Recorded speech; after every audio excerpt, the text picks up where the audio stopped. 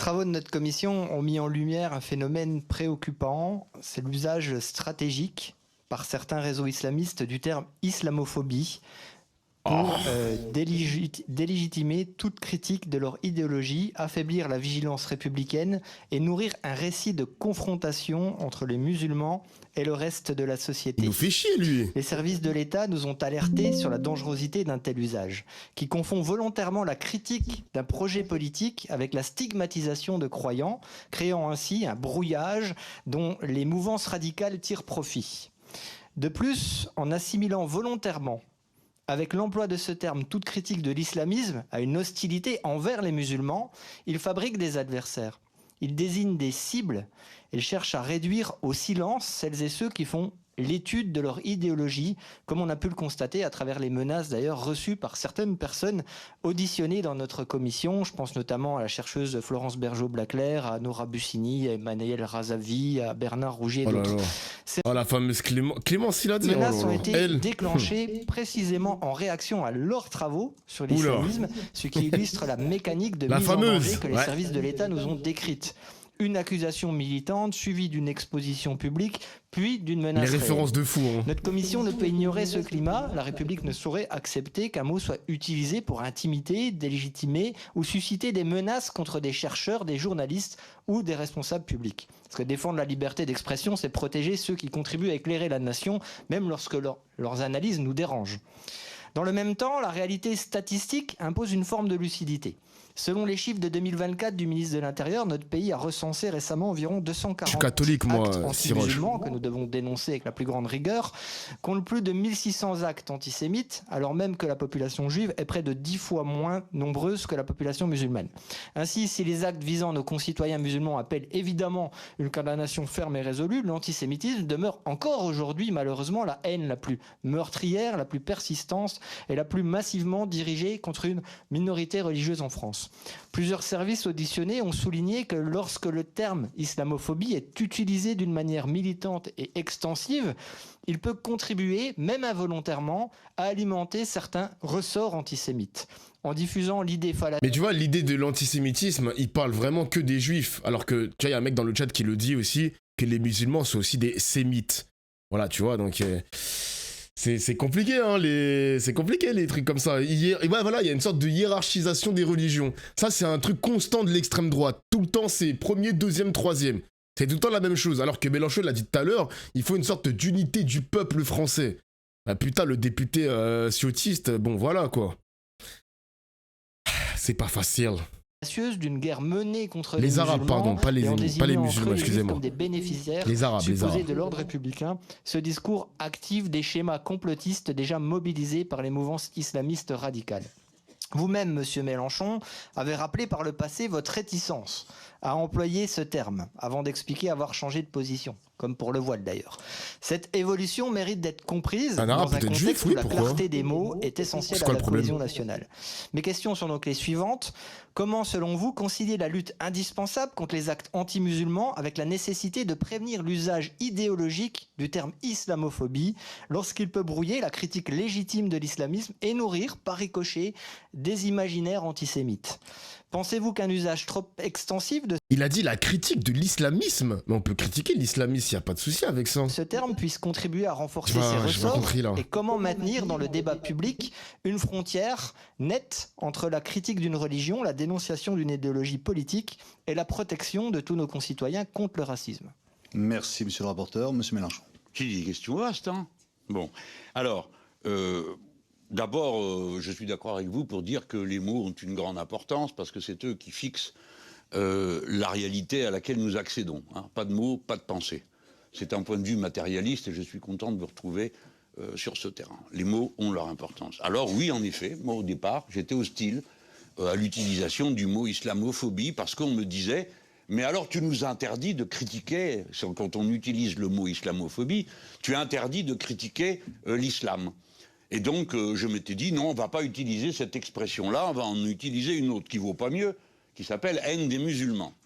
Et puis, la discussion avance, et je vois que l'usage commun autour de moi se fait sur le mot « islamophobie ».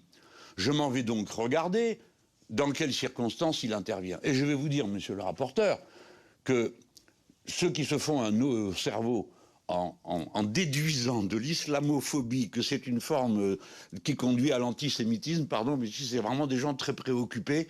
Et bon, je respecte la complexité de leur pensée, mais je ne vois pas le lien entre les deux. Par contre, ce que je peux vous dire, c'est que le mot islamophobie est un mot d'usage international qui donne lieu tous les ans, à l'initiative de l'Organisation des Nations Unies, à une journée de lutte contre l'islamophobie qui a lieu le 25 mars. Par conséquent, je me sens maintenant libre de l'utiliser, et je l'ai utilisé bien avant de m'être aperçu que l'ONU l'utilisait, pour une raison, c'est que dans la haine des musulmans, il y a le mot haine-d'eux, et pour ma part, je hais les nazis. Et je n'ai pas l'intention de changer d'avis. Je pense que la plupart d'entre nous, on soit au même point. Je hais les nazis, voilà. C'est une haine que je déteste les nazis aussi, les gars, qui m'entretient bien et que j'essaye de transmettre à d'autres. Le mot haine n'est pas bon. Islamophobie, ça parle bien. Pourquoi? Parce qu'il y a islam et il y a phobie. La phobie, c'est quelque chose qui échappe à la raison, qui est de l'ordre de la déraison. Par exemple, les gens qui ont la phobie des araignées, vous en connaissez forcément quelqu'un autour de vous. Peut-être vous-même êtes proche à cette phobie ou une autre. D'autres, c'est les mouches. D'autres, c'est je ne sais quoi. Enfin bon, l'esprit humain est ainsi fait que nous avons tous nos démons intérieurs qui surgissent sous des formes fantasmées. Eh bien, pour moi, l'islamophobie, le mot est particulièrement bien adapté. Quand vous regardez, les gens qui sont en proie à l'islamophobie, même quand ils sont... Je mets de côté les gens qui ont une critique sur la religion musulmane, par exemple, parce qu'ils sont d'une autre religion. Mais c'est une critique, c'est de l'ordre de la raison. C'est de l'ordre du... L'islamophobie, c'est les gens font n'importe quoi. Ah mon Dieu, un musulman, ils vont faire ci, ils vont faire là, ils vont nous égorger, ils vont nous tirer dessus. C'est de la folie. Ce n'est même plus rationnel, on ne peut même plus parler. C'est pourquoi j'estime que le mot est bien utile, parce qu'il décrit un comportement irrationnel.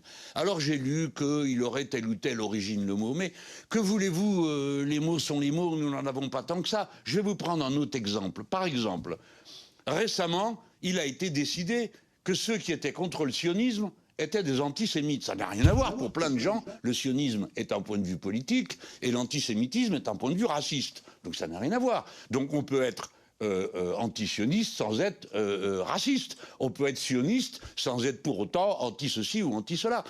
Donc voilà un usage qui a été fait abusif du mot, exactement comme on peut penser que le mot islamophobie contient toutes sortes de choses, et parmi elles des choses que nous n'accepterions pas. Mais ce n'est pas parce que nous refusons l'assimilation antisémitisme et hostilité au sionisme que nous allons rejeter le mot antisémitisme, parce que l'antisémitisme, c'est une réalité à combattre. De même, l'islamophobie est une réalité à combattre. Je préfère, moi, si vous voulez, me dire que je combats une phobie que de combattre une haine dont je ne saurais plus que faire. Je peux expliquer à quelqu'un pourquoi il est absurde d'avoir sur les musulmans un regard réducteur qui les ramène à ceci ou à cela. Moi, j'ai jamais dit que l'Église catholique était responsable du massacre en Norvège de 70 jeunes assassinés par un illuminé qui se réclamait de la religion catholique pour le faire. La religion catholique n'a rien à voir avec ça. Lui, il est en prison, mais il sert aujourd'hui d'idole à toutes sortes de gens qui continuent à utiliser son nom.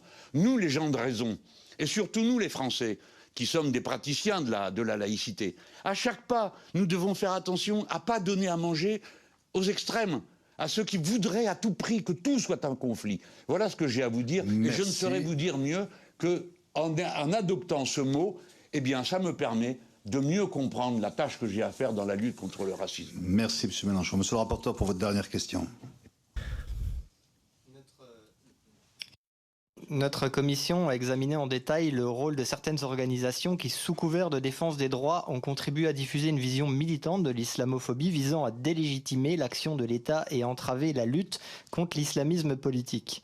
C'est précisément ce qui avait conduit en 2020 à la dissolution du CCIF par le ministre de l'Intérieur, qui était alors Gérald Darmanin, suite à l'assassinat odieux de Samuel Paty, dissolution qui avait été confirmée, vous le savez, Monsieur Mélenchon, par le Conseil d'État au regard des objectifs poursuivis par cette organisation.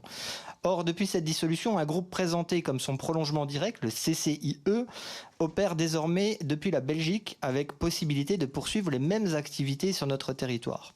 Le CCIE avait même été convié à participer à une réunion dans les murs du Palais Bourbon. Mes questions sont les suivantes. Que pensez-vous de la dissolution du CCIF?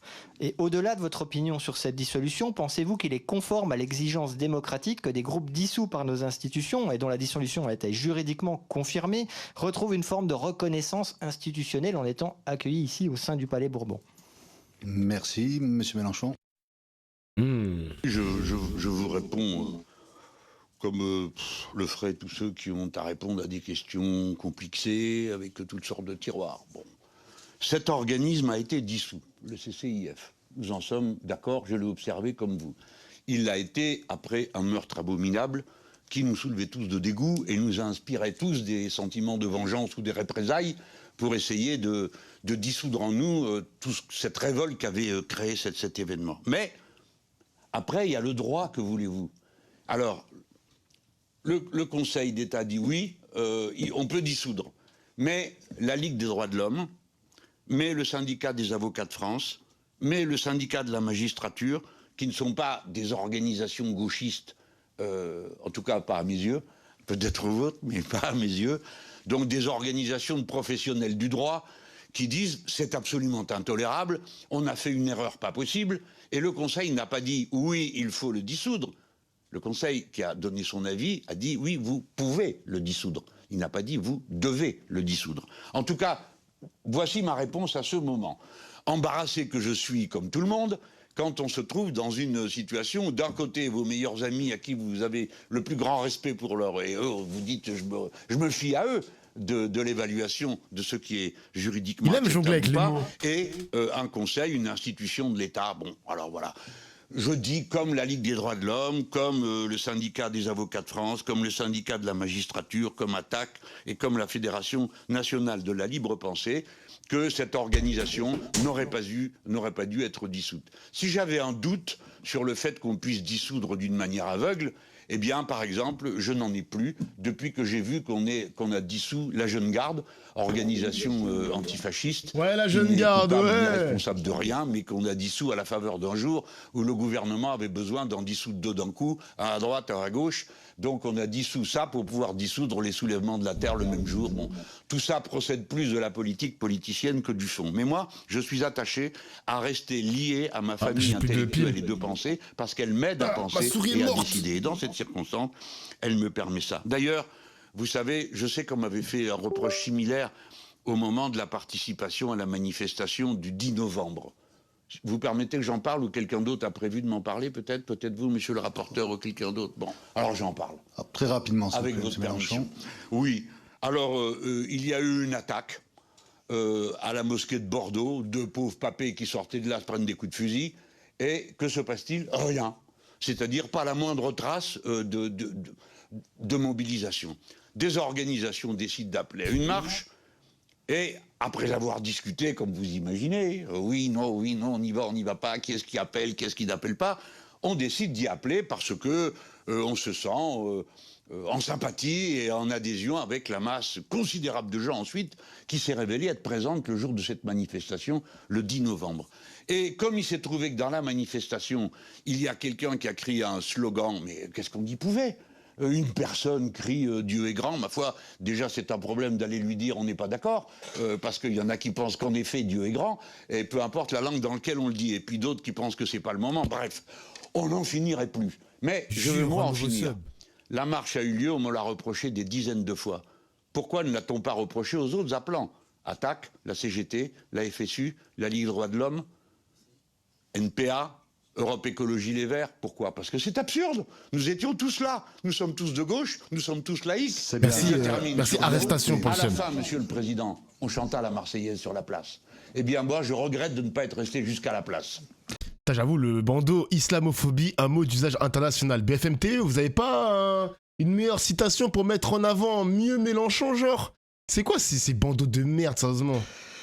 Bien, nous en venons, merci monsieur le rapporteur pour vos questions, nous en venons aux questions des collègues ici présents, on va commencer par... Vous la surveille tes pubs, mais frérot, c'est automatique, vous cassez les couilles à chaque fois à parler de publicité sur mes streams, les mecs.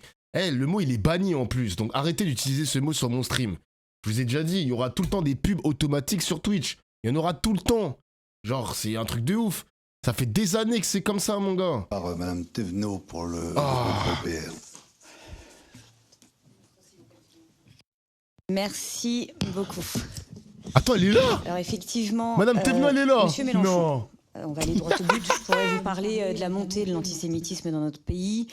Vous rappelez que les actes antisémites représentent 60% des agressions à caractère religieux, alors que la population juive constitue moins de 1% de la population. Je pourrais alors vous demander pourquoi vous semblez voir de l'islamophobie partout et de l'antisémitisme nulle part. Je pourrais ajouter que cette minimisation de l'antisémitisme participe à créer un terrain propice à l'entrise islamiste. Mais je sais que face à ce phénomène pourtant préoccupant, vous allez faire le tribun, comme vous savez souvent le faire, théâtraliser pour esquiver ou transformer cette question en long cours d'histoire pour m'expliquer que je me trompe. Oh là là. Alors aujourd'hui, je ne vous demanderai pas de répondre à ces questions déjà posées 1000 fois. Je vous demande plutôt de nous éclairer sur les agissements de ceux que vous faites élire au sein de nos institutions nationales et européennes qui, portant notre écharpe tricolore, semblent pourtant ne pas du tout vouloir défendre notre pays. Cautionnez-vous que votre députée européenne Rima Hassan ait des liens assumés avec des associations liées aux frères musulmans type l'Alab? Pouvez-vous nous dire si vous cautionnez sa présence à une manifestation en Jordanie pour la mort du terroriste Sinoir? Comment voyez-vous la proximité de plusieurs élus insoumis avec Shaheen Azami, agent d'influence lié au régime iranien, qui sera jugé dans quelques mois et pour qui plusieurs députés de votre famille politique viennent encore de signer une tribune cette semaine? Pouvez-vous nous confirmer que vous avez apporté votre soutien à Julien Terry, enseignant qui avait fait une liste de 20 génocidaires à boycotter, des personnalités de confession juive, qui avait partagé d'ailleurs un visuel représentant des clichés antisémites? En répondant, je l'espère, à ces questions, Monsieur Mélenchon, montrez-nous aujourd'hui devant cette commission que vous n'êtes pas devenu, malgré vous ou par calcul, le cheval de Troie idéal de l'entrise islamiste dans notre politique française. Je vous remercie. Merci, cher collègue. Monsieur Mélenchon. Allez-vous vous me montrer que vous n'êtes pas le cheval de Troie d'un pays étranger qui cherche à faire passer ses assassinats pour une cause noble? Je ne vous poserai pas la question, je connais la réponse. La réponse est non, vous n'êtes pas l'agent d'un pays étranger. Bien de même, pourquoi voudriez-vous que moi, je sois l'agent de ceci ou de cela? Je suis l'agent de moi-même, des insoumis, de la pensée humaniste, d'un radicalisme que je ne nie pas, mais qui n'a rien à voir avec le racisme, quel que soit le racisme. Mais je ne peux pas vous cacher l'agacement qu'il y a de voir sans cesse montrer patte blanche devant des inquisiteurs de circonstance qui vous enjoignent de dire ceci, de dire cela. Du calme. Moi, j'ai une vie qui témoigne pour moi. Vous n'étiez pas né, j'étais en train d'aider des juifs à quitter l'URSS alors que j'étais pro-communiste. J'ai passé mon existence à mener ces batailles-là. Il n'y a pas une fois où l'on peut me prendre en défaut, puisque j'ai des juges, quelle que soit la situation. Alors, je vous ai répondu, quoique ce ne soit pas le sujet de la commission, et je pense que le mieux est qu'on en reste au sujet de la commission. Mais je suis prêt à venir. Invitez-moi à une réunion, celle que vous voulez, avec qui vous voulez, pour que je puisse venir expliquer en quoi consiste la bataille contre l'antisémitisme que nous menons. Car nous la menons. Quant aux statistiques, elles ont une très grande importance et c'est la raison pour laquelle j'aimerais que l'État, le ministère de l'Intérieur, établisse les statistiques et pas les organisations associatives liées aux différentes communautés. Nous avons besoin de savoir exactement où nous en sommes. Mais s'il y avait un seul crime, on serait contre. Voyez-vous, quand Madame Mireille Knoll a été assassinée dans les conditions dont vous vous souvenez sans doute, nous appelâmes, nous groupes, j'étais le président du groupe, à la marche qui devait se faire. Tous les groupes ont signé. Nous nous y sommes rendus. Nous avons téléphoné la veille pour prendre nos précautions auprès du CRIF pour lui demander d'assurer notre sécurité. Il nous a dit qu'il ne pouvait pas le faire. Nous sommes venus quand même. Nous avons été agressés par une organisation juive qui est considérée comme terroriste en Israël comme à New York et qui a couvert d'insultes les femmes qui étaient parmi nous et qui nous a agressés. Et personne ne nous a défendus ce jour-là. Qu'ai-je dit à la sortie? Ai-je maudit tout le monde? J'ai dit je ne confonds pas 40 illuminés et je veux que chaque juif du plus modeste village de ce pays sache que s'il a un problème, il aura les insoumis à ses côtés pour le défendre. Nous n'avons aucune raison de faire quelque concession que ce soit. J'ai vu qu'on me dit que c'est par clientélisme. Mais qu'est-ce que c'est que cette histoire? Vous figurez que les musulmans sont clients de politique antisémite, mais c'est une vision raciste des musulmans, ça n'existe pas. Et croyez-vous qu'ils soient sensibles à autre chose quand ils m'écoutent, à part à mon art de parler, Qu'est-ce que je raconte quand même? Ce sont des gens munis d'un cerveau. Et ils entendent des revendications sociales avec lesquelles ils se retrouvent. Pourquoi? Parce qu'il se trouve que les musulmans, à cette étape de notre histoire, font partie des catégories sociales qui ont commencé à la première marche. Et maintenant, ils sont en train de monter à toute vitesse. Gloire au peuple français ainsi composé. Alors après, Madame Rima Hassan, franchement, écoutez, vous vous fatiguez pas de la prendre pour cible. Mais oui, mais ce n'est pas vrai. Elle n'a pas participé à une marche pour machin, pour truc, pour bidule, qui fait que je suis obligé de me tenir informé à chaque instant de ce que tout le monde fait pour pouvoir y répondre. Non, elle est à une marche qui a lieu toutes les semaines. Et toutes les semaines, comme elle se trouvait là, elle est allée à la marche. Voilà, elle est allée à la marche, elle n'a aucune... Elle s'est excusée, elle s'est expliquée 10 fois sur cette affaire-là. Je ne vous dis pas qu'on ne commette pas d'erreur, madame. Je ne vous dis pas ça. Nous en commettons. Et quand nous en commettons, nous nous excusons pour avoir dit des choses qu'il ne fallait pas dire ou parce que nos adversaires, jamais. J'en ai jamais entendu un seul dire « Ah ben non, j'aurais pas dû parler comme ça à monsieur Mélenchon ». Alors je dis au rapporteur... Faut pas trop s'excuser aussi. À montrer le lien. Trop s'excuser, c'est un signe de faiblesse. Hein. Faites attention, Mélenchon. Faut pas trop s'excuser, faut assumer. Faut assumer les positions et dire nique, si vous êtes pas content, c'est pareil. Parce que du côté de l'extrême droite, du côté de la droite, eux, ils assument hein, les détournements de fonds, etc. Ils se dérobent pas, ils se cachent pas. Ils disent, ah, présomption d'innocence, on verra après. S'ils seront définitivement... Enfin, si il y a une condamnation définitive, vous allez voir qu'ils ne vont jamais s'excuser, mon gars. Hein. Vous allez voir, hein. S'excuser quand il le faut, simplement. Ouais, mais faut pas s'excuser pour tout et n'importe quoi, tu vois ce que je veux dire? Parce que s'excuser pour calmer le jeu, c'est pas la même chose. Il y a à créer une ambiance avec les violences que l'on déclenche. Nous autres, moi je viens du mouvement socialiste, nous en savons quelque chose. Il y a des vraies excuses. Parce que c'est pour ça, et comme ça qu'on nous a assassinés, Jaurès. Faut pas jouer le jeu de l'ennemi, mais oui, comme un gros. ami de l'Allemagne, etc. Il s'est trouvé un dingue pour aller lui tirer dessus. Bon, figurez-vous que moi j'ai fait l'objet de 2 tentatives de meurtre, n'est-ce pas? Dans le premier cas, le premier commando, il s'est pris 9 ans de prison, et dans le deuxième, 18. Donc, je sais de quoi vous parlez, monsieur le rapporteur. Et j'ai pas l'intention, moi, si peu que ce soit, de le créer pour les autres. J'aime la joute, j'aime la polémique, j'aime la dispute. Ça m'est agréable de participer au sens philosophique à la dispute, mais pas à ça. J'aime la joute, il a dit. J'aime la joute verbale. Pas au meurtre, etc. Aucun d'entre nous ne l'a fait et ne le fera jamais. Et si quelqu'un a un comportement ambigu, alors je le lui dirai, vous me le signalerez, je lui dirai, il ne faut pas faire comme ça. Parce que moi, Mélenchon, qui suis un Méditerranéen, je parle avec les mains et avec les yeux, mais le reste du temps, il faut tous baisser d'un ton. Et j'y suis disposé. Votre question ensuite, c'était à part Rima Hassan, l'enseignant. Alors, madame, mais vous serez vous-même la première à vous alerter de ce qui se passe dans ce pays. Voilà que des gens complètement illuminés se mettent à pourchasser les influences de ceci, de cela dans l'université. Quand est-ce que ça arrive? On n'a jamais vu ça en France. Il y a une liberté universitaire depuis Robert de Sorbonne. Ça date du VIe siècle. Donc c'est vous dire que ça fait un moment que dans ce pays, on dit que dans les universités, on raconte ce qu'on veut. Figurez-vous, j'exagère peut-être avec la date pour Robert de Sorbonne, mais c'est comme ça. C'est-à-dire, mais oui, vous allez voir, madame, pourquoi je vous dis ça. Parce que monsieur Thierry, c'est un enseignant. C'est un enseignant. Et voici qu'on a trouvé une porte d'entrée pour commencer la chasse à l'enseignant du supérieur que l'on prendrait en défaut. Qu'est-ce qu'il a fait? Il a pris une liste de gens. Il a été suspendu, je crois. Et prenant cette liste de gens, il cite qui sont les signataires. Il y a dedans un curé, alors c'est dire que comme juif, on fait mieux qu'un curé. Et il les cite, il dit, cela faudra se rappeler, ils soutiennent le génocide. Est-ce que c'est une bonne idée de faire ça ou pas? Il n'a pas été prudent, car aujourd'hui, il suffirait de citer un seul nom pour que ça déclenche une affaire. Alors après, d'autres gens trouvaient ceci, cela, parce qu'aussitôt, il y a des armées qui se mettent en mouvement pour aller vous chercher sous chaque cheveu si vous n'avez pas un pouls. Bon, lui, il a critiqué une tribune et les signataires de cette tribune. Et j'ai défendu cet homme. Et je vous préviens que je vais défendre tous ceux qui, à l'université, auront des points de vue iconoclastes. Cet enseignant n'est pas antisémite, ne l'a jamais été, il ne l'est pas et il ne le sera jamais. Si vous me prouvez le contraire, madame, je serai le premier à vous donner raison et aller lui dire « je change d'avis ». Venez me démontrer qu'il l'est. À mes yeux, il ne l'est pas. Mais je vous mets tous en garde. Attention au confort, à la facilité qui consiste à prendre un adversaire et à la harceler sans vous rendre compte du précédent concret.